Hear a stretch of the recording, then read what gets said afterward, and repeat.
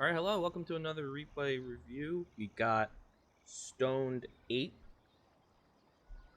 who is a gold player, both on single and ranked, though he mostly plays ranked.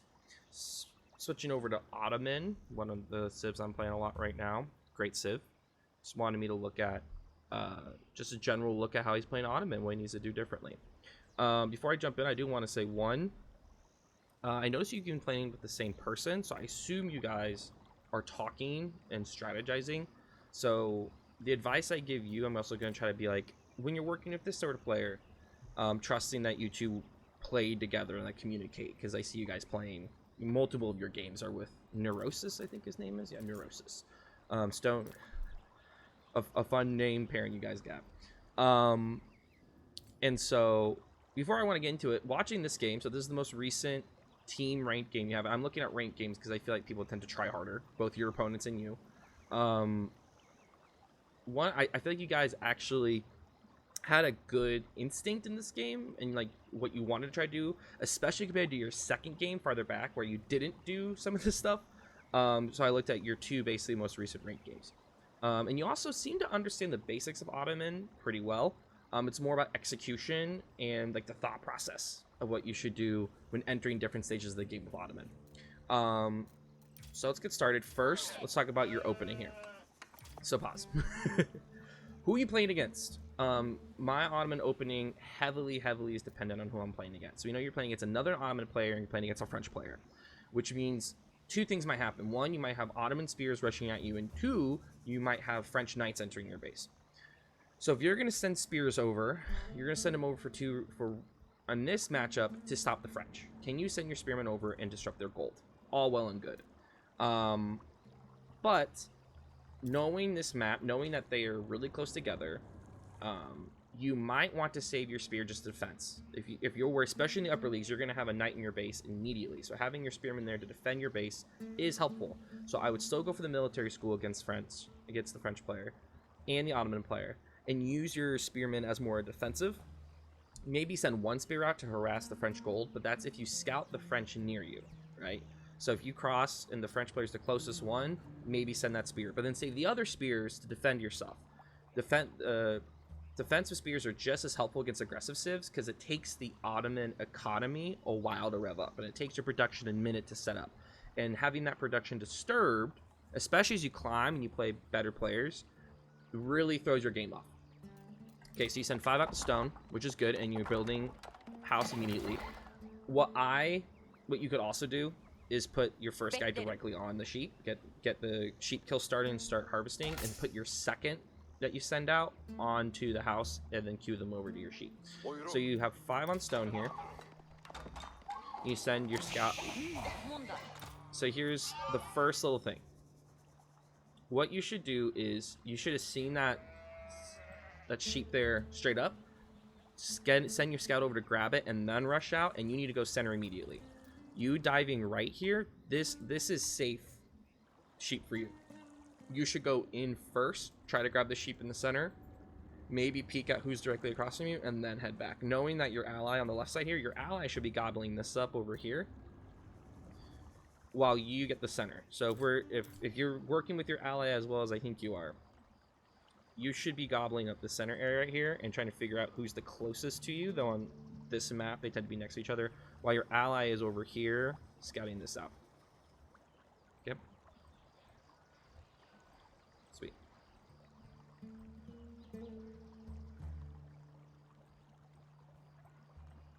That's how you make it go away. I'm still learning the tools here. Alright, so you send 5 on stone. And here's where you're going to make your first small mistake. Send them in, and you immediately send them all to wood. Now, here's the thing. I'm with you on this because you're on a water map, and what I saw, both your rankings are actually on this map. You never really went water. You went water in the earlier game that we're going to look at, but in this most recent game, you didn't go water. In fact, no one on this map went water, and that's something that I notice a lot of gold players do, is they tend to avoid, and lower, like gold, silver, tend to avoid water. This is your friend. Look at all this food.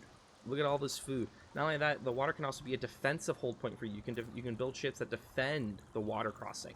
And so getting on here early and using that as your main food source allows you to free up your villagers to do other things. And so here's what I would suggest. If you are kind of worried about doing a different build order for water, then do your normal build order, get to feudal as fast as possible, and then just get extra villagers on wood, get a dock, and start getting food. If you want to get on food early, it will delay your age up a little bit, but it will pay off with how much food you're getting. So let's talk about the two different orders. You're doing a normal age up for Ottoman. My suggestion. Now, I'm actually going to do a video on this, and I'll post it, and you can look at this if the verbal isn't as good. But my suggestion is, after the 5 come back from stone, of those 5, 2 build a military school. And you should pick your spot where you have the most space. So this spot right here is good, because you can put a blacksmith and get a lot of production. Up here is good, ignoring the sheep. Over here is great. But you don't want to put it where your blacksmith is trapped and you can't get a lot of production around it. You want to get these open spaces. And as you get better with Ottoman, you can get a little more creative. Like, if you watch some of the pros who play Ottoman, they can set up a really creative base using just the edges of the influence of the blacksmith. But right now you want to space out where is a good open spot. So 2 on that military school and 1 on one of these straggler trees. The 2, once they finish the military school, head down and start chopping the tree. So you should have 3 on wood, send everything else to food, and you keep going on food. Those 3, once they're done chopping, they get to 50, because it costs 150 for the military school. Once they get to 50, go and send those 3 to gold and just start getting gold. You get 10 on food, and then you start sending to wood. Once you have hit age 2, you use 6 on the food to get there quickly, because you're going to be behind at the military school. You use 6 to get up to feudal, and then you move those 6 depending on where you need to go. So you have 4 on food on the age up. Now, if you want to get into water, you actually should do what you're doing here. Get rally 4 to food, build the military school, and then keep sending to wood until you have about 8 on wood. Build your dock, and then start sending to gold.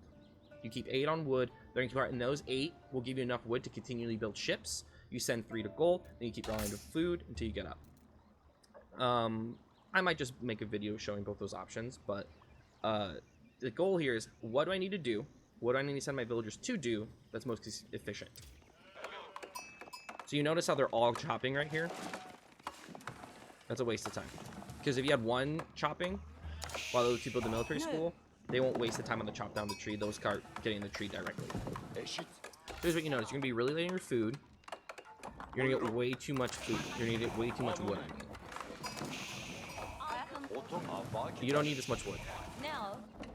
In fact, at this point, you could have go in and built a dock, but since you moved your villagers off of wood, you won't be able to build a ship. So you have just 100 wood floating, basically. And you are now pretty behind on your age up. I think you're going to be the last one to age up because of this. No. Also, you run out of food.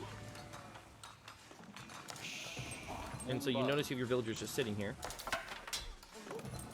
Yeah, this is real slow. So if you sent your scout out, like, you have to time your scout. When basically, in my mind, my scout needs to be on the way back once my first of my 3 sheep is out. And then we got to get back there, because you cannot have your villagers sitting here and not collecting. It would have been better if you just, with this extra wood you had, if you just sent them out and start collecting deer, but that's time consuming. Like, you got to make sure your scout's back with sheep after that first sheep is gone. You know, you're down to 2 left. So your allies are doing actually a great job scouting, but you're not scouting their base. You have no idea what they're doing right now. You want to be getting to their base by their age up so you can see what they're doing, because right at their age up, you'll learn what they're going for. So, for example, we're going to wait a minute. We're going to see what God King's doing. He just aged up. Larkson just aged up. You need to see their age ups, because you'll know immediately, is French going to TC? Is Ottoman going trade? Like, without the scouting, you don't know what they're doing, so you're not responding correctly. And this is going to be a theme of this replay, is how are you responding to what you learn about the enemy? Like, RTS is all about responding. Where are you investing your resources? What are you responding to your enemy doing? Now, it's great to be aggressive to force responses, but sometimes you just need to respond to what you see your your enemy doing. You don't know what your enemy's doing. You have no scouting. So getting a scout up and actually looking what they're making is key. So I'm gonna pause here. One, for the twin minaret madrasa, you should have 3 villagers on there. 3 or 4. 4 kind of goes a little too fast. 3 is the perfect amount is what I found. 5, you're gonna bleed through that too quickly. 4 on gold, sure. If you're not trying to age up, 3 on gold is fine enough to get all your upgrades. You can get a consistent amount of upgrades. I suggest you do your eco upgrades first. So get wheelbarrow first, then get, if you're on the deer survival techniques, I'd switch over to the Sapaki. We'll talk more about your unit comp later. Get wood. Here's actually a good idea. If your goal is to fight on feudal, you want to get wheelbarrow and the upgrade to the double barrel axes immediately, because you're gonna need a lot of wood. If you're gonna go mass archer, you need a lot of wood. If you want to build a lot of production, you need wood. So getting those upgrades is really helpful. If you're getting fish, which you should, once again, you should be getting fish. You should be fishing. Wood's really, really important there. But the person who gets the eco upgrades earlier wins. Because let's say you both stay 1 TC, but you get eco upgrades and they invest in military. Well, you're going to get more eco. You're going to be able to build more military. And in the end, you will be ahead. So getting your eco upgrades early is helpful, followed by your military upgrades. Of course, that's all situational. If I have an English player with bows in my base immediately, I'm going to get the arrow defense upgrade. So pause. You have, I actually like this, 6 on food, appropriate. You really only need 6 on food right now because you don't even have any production up. You need beyond wood to produce. But here's what I actually do differently. If I'm going feudal, and that's the thing, what's your goal? What have you and your ally decided to do? Because if you guys are like, we're feudal rushing, then you need to put everything towards feudal rushing. So in that case, you should have 3 on the stone. Good. What I often do is that I will move my workers off gold and onto stone. This is kind of a far walk though, but I would have maybe moved these gold to food, move it from food to wood. The idea being is that you need more on wood right now. You should be rallying to wood right now. You should have like 12 on wood early on here to get your production up. Because look, you're floating 400 resources. You won't be able to spend this. Even when you get this archer range up, you won't be able to build enough archers to go through all your food. So here's what I like you guys are doing. 1, tower in, I love it. Get a tower in the forest here. Vision is key. You guys are going to completely forget about this west side though. You're never going to look at it again. Which has a sacred site, it has relics, it has a war, it has multiple golds, stone, gold. So make sure you're owning all parts of the map as possible. As you're walking up, here's the question you should ask yourself. Where am I attacking? So you have 4 spears here. You could go attack, potentially. You can go poke at something. Where? You haven't scouted. You don't know where. You have no idea what to attack. Age of Empires, any RTS, is all about resources. Do you have more than your opponent? Are you using your resources correctly? Can you stop them from getting resources? You should be able to look on the map and go, where are their resources? Where's their gold? Where's their stone? I need to check their stone. Are they going to TC? Click on their stone. Have they mined stone? Have they come on 300 stone? Okay, they're going to second TC. Are they on gold? If they have 2 on gold, they're not going castle. They're saying feudal. Do they have 8 on gold? Oh crap, they might be going castle. 10 on gold, they might be going castle. Do they have 20 on wood? Oh shit, they're probably really going on this feudal fight here. So go over to wood. You know the wood's right here. You go poke the wood. If you have archers, you could send them right here. You could, you want to see if they have food in the back. Are they gonna have food villagers in the back there? So like finding the spots, so then you can look at the map with your teammate and go, where's their resources? Where should we check first? Because right now you're kind of walking in the dark here.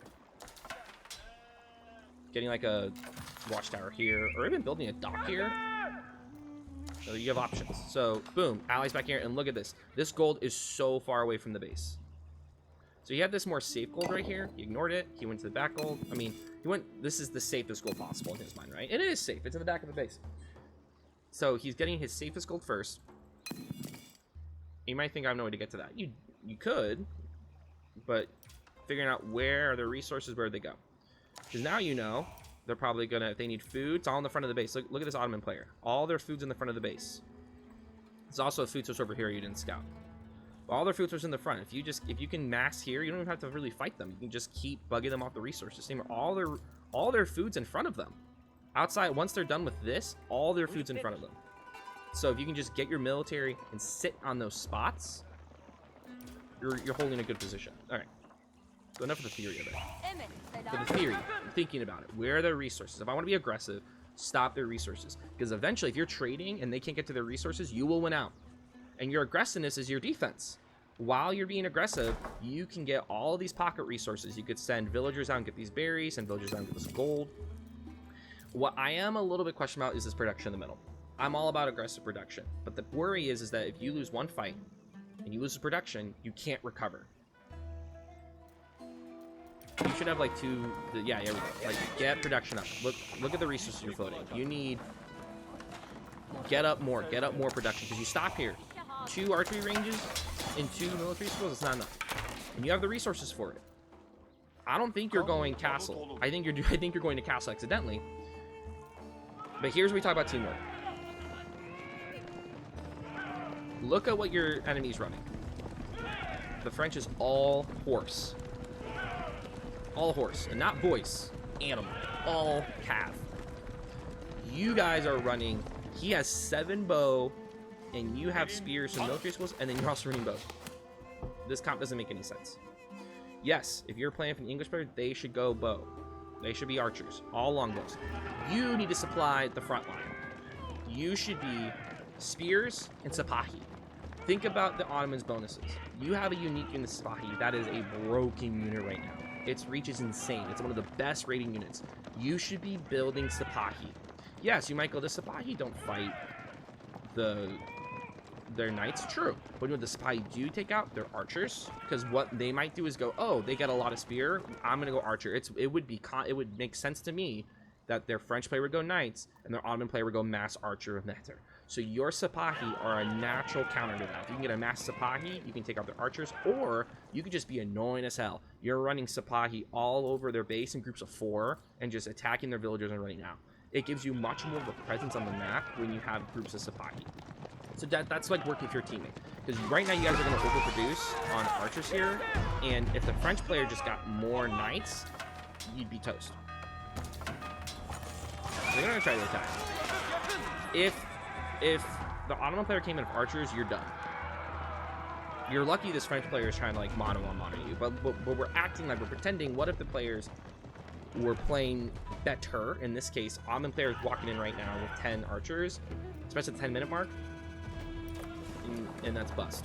So production, please, you need production. You literally cannot spend your resources right now. You have too many resources. 2, why are we going for farms? You still have berries, you still have deer, berries, especially because you're playing with an English player. Your English player should never touch their pocket resources. Your English player should be on their own farms. How's he getting food? Your English player should be getting farms. Slowly, like, they should be slowly adding farms. Their farms are cheaper, so they should be getting farms. You, especially if you're twin madrasa, you should be on pocket resources. That saves you wood. You're spending so much wood right now. Wood that could be 5 more production, and then you should have triple the size of your army right now. You're at 14 at 10 minutes. You could have way more military. But it's about spending your resources. So here's the thought process that you kind of want to go for. What's my goal? Okay, our goal is the feudal fight. What do I need? I need production and food, because all of my almost all of my units are food and wood based. I need a little bit of gold for upgrades. Cool.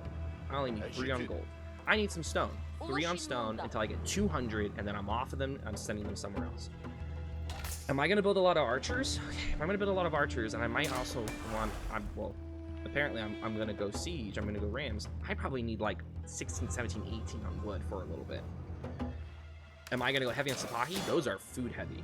Well, okay, then I should probably, I only need like 12 on I only need 12, and then I need to just get on food. So the idea is, what's my goal? What do I do in that?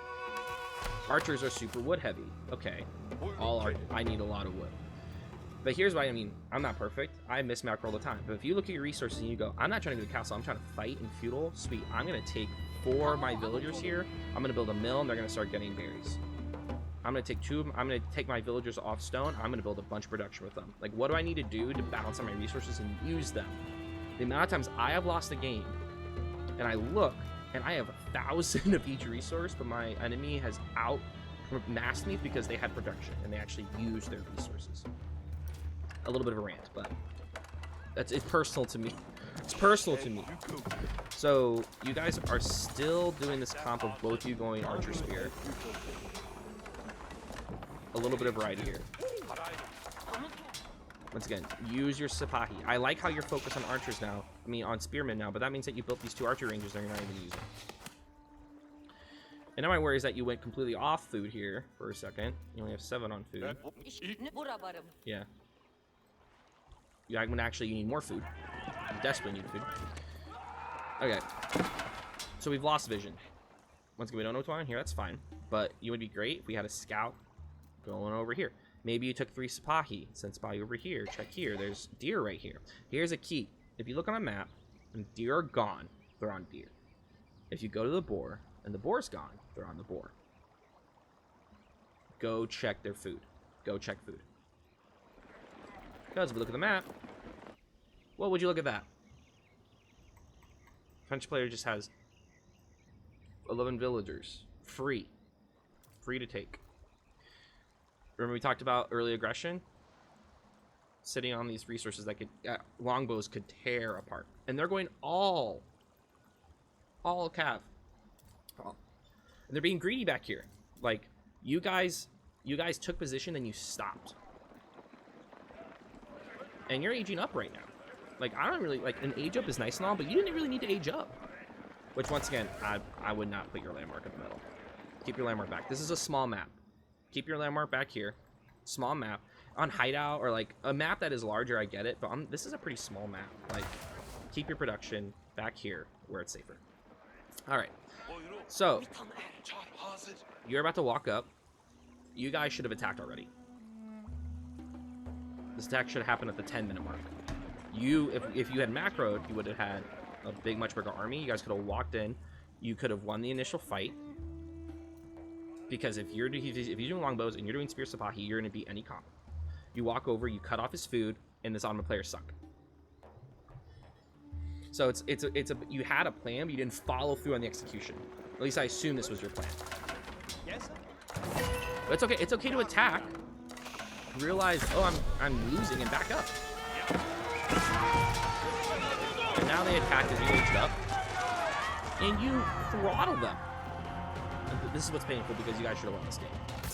1, never build something like a town center for 1 villager. Get 5 on there, 6 on there. So you take them out, and you guys should be feeling like the bells of the ball here. You should be walking in here and you're okay. Because Ottoman just aged up. Okay, so Ottoman probably doesn't have the resources to fight. French is still in feudal.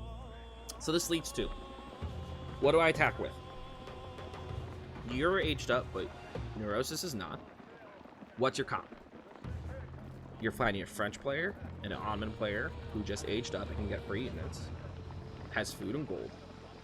My guess, they are gonna start making gold units. I know I'm about to be attacked as the Ottoman player. I need to get out units that can tank. Okay, I'm gonna get out men at arms.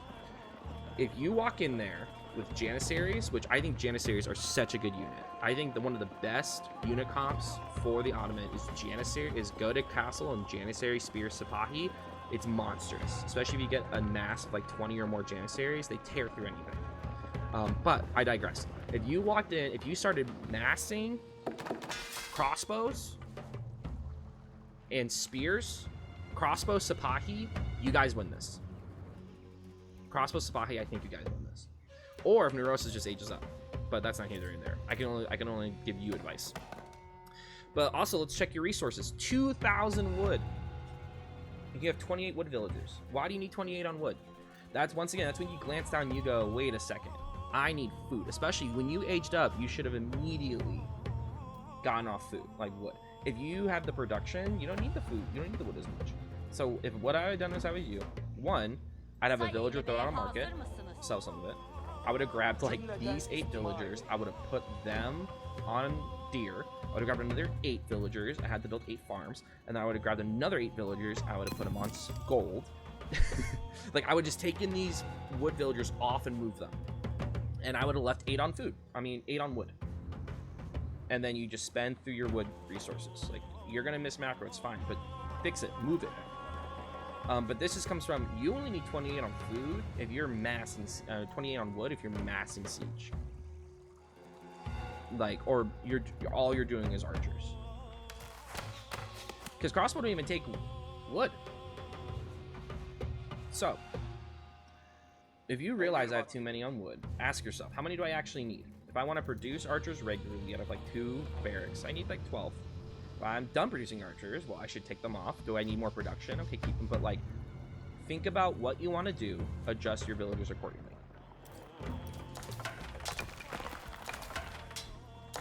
But, I mean, this you have to think a lot first, and then it becomes more natural. But you should be thinking in almost like 10 to 20 second intervals.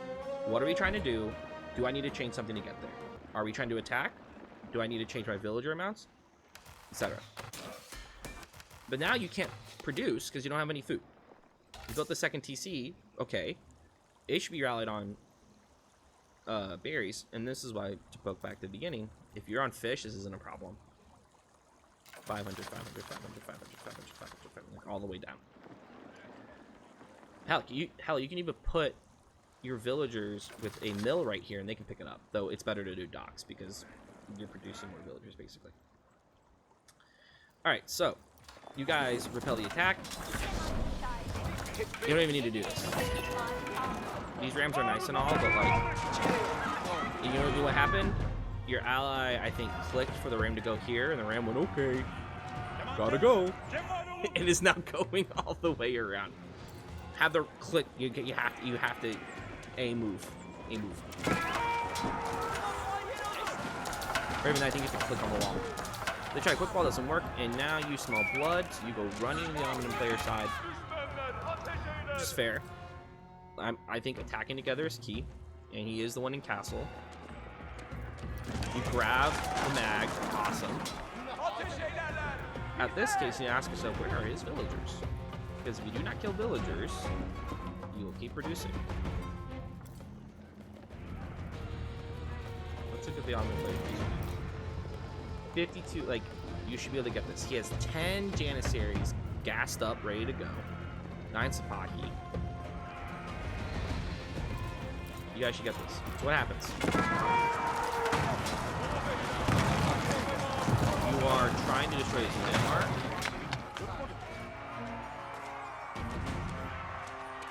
Attack together. You build, because they're just being patient. They know they got time. What you shouldn't do, you need to have, if you want to get a landmark, all of your siege men. I agree. Get rid of the Nehemid Imperial Armory. That gets rid of their siege. But also, you just kill the Magninels. So that's not going to pop out quickly. And if you're up this high, even if it pops out, you kill it immediately.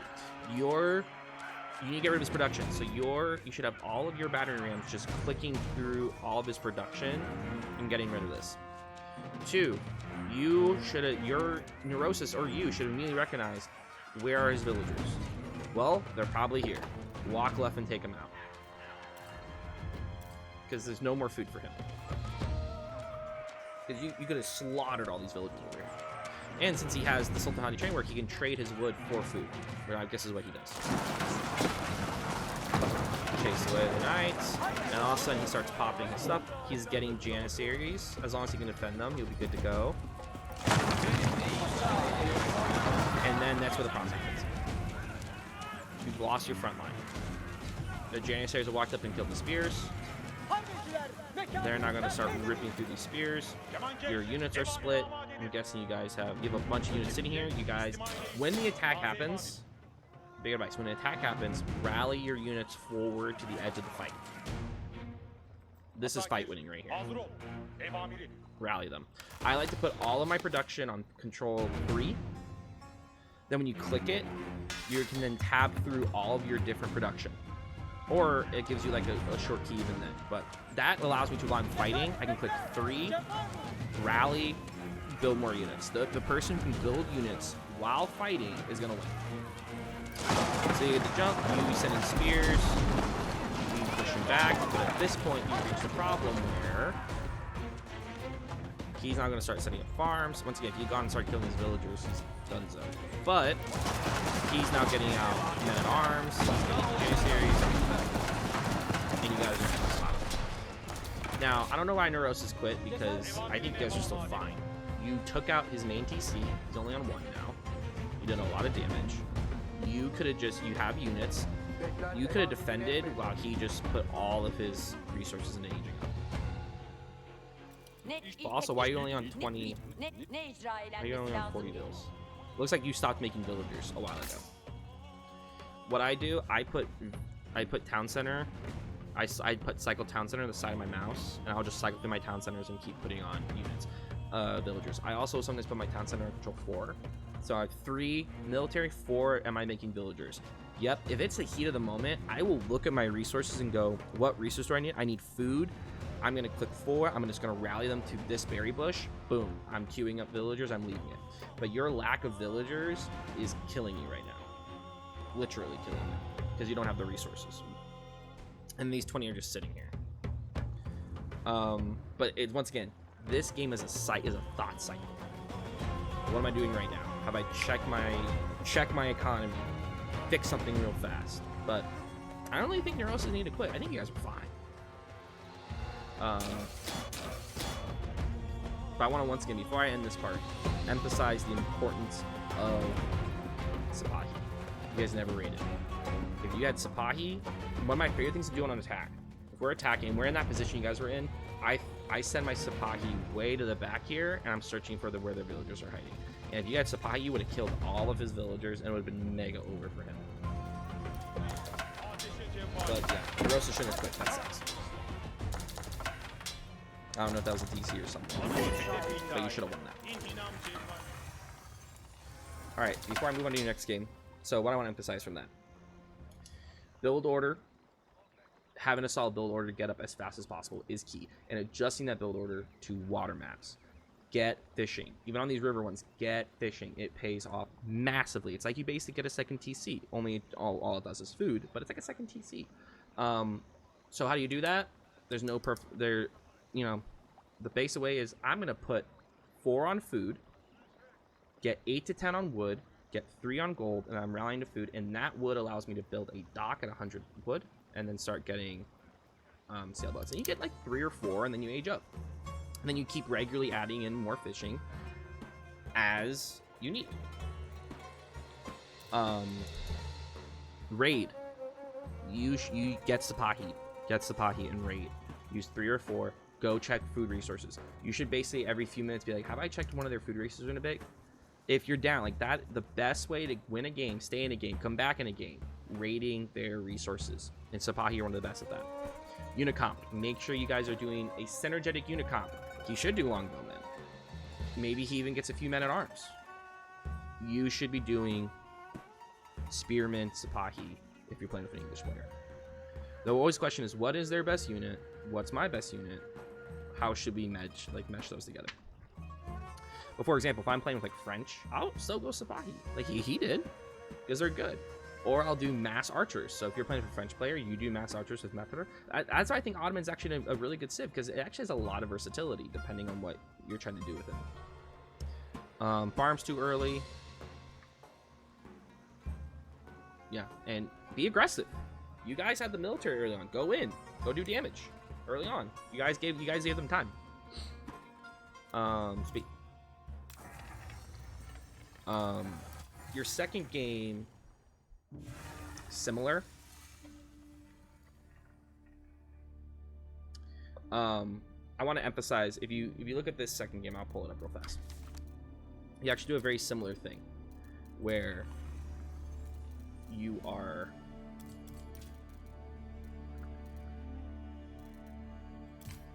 guys are passive. You gave them the middle, and then they just boomed. I think this is a great example of the importance of scouting too and raiding.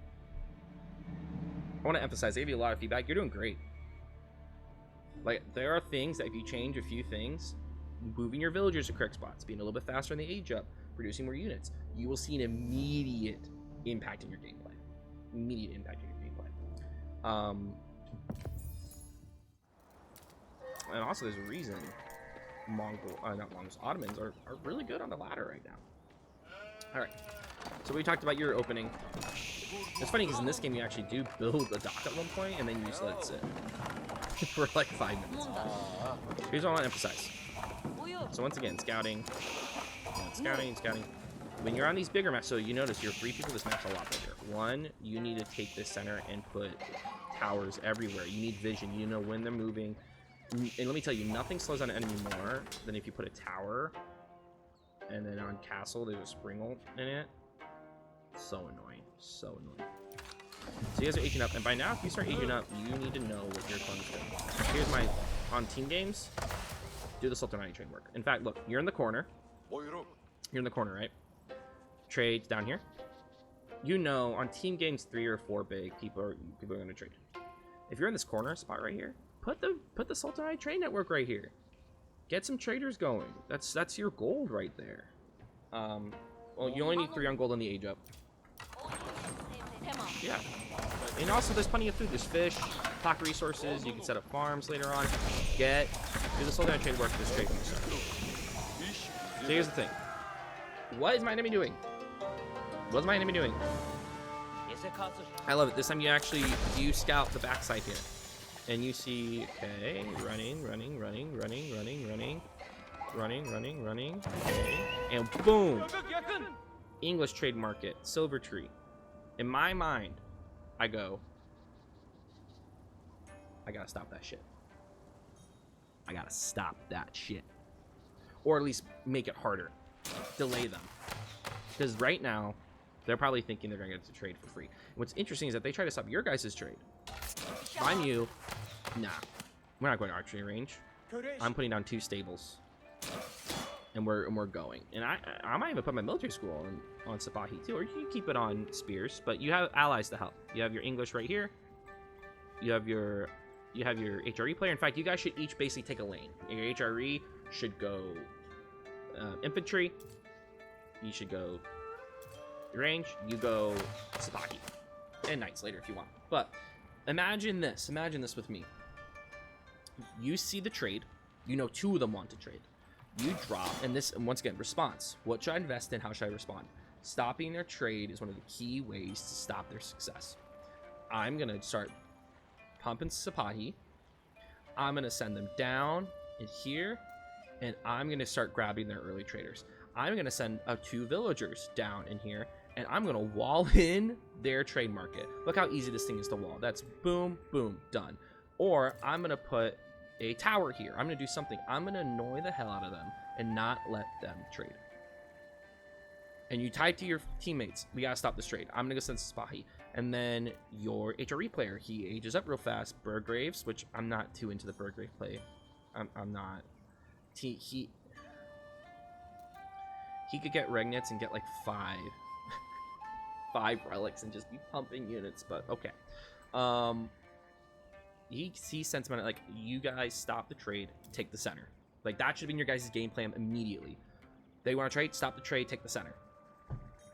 Because here's the thing, if you guys stop the trade, they're gonna focus on getting the trade back. You guys take the center. Once you take the center, now they're stuck. Because you're gonna notice in this game, you guys get stuck out of the center, and then they're trading for free, and then you can't do anything about it. Let's watch how fast they take the center here. They start trading. They trade for free. They don't even really well off the trade, actually. You know it's coming. How much are they getting for this?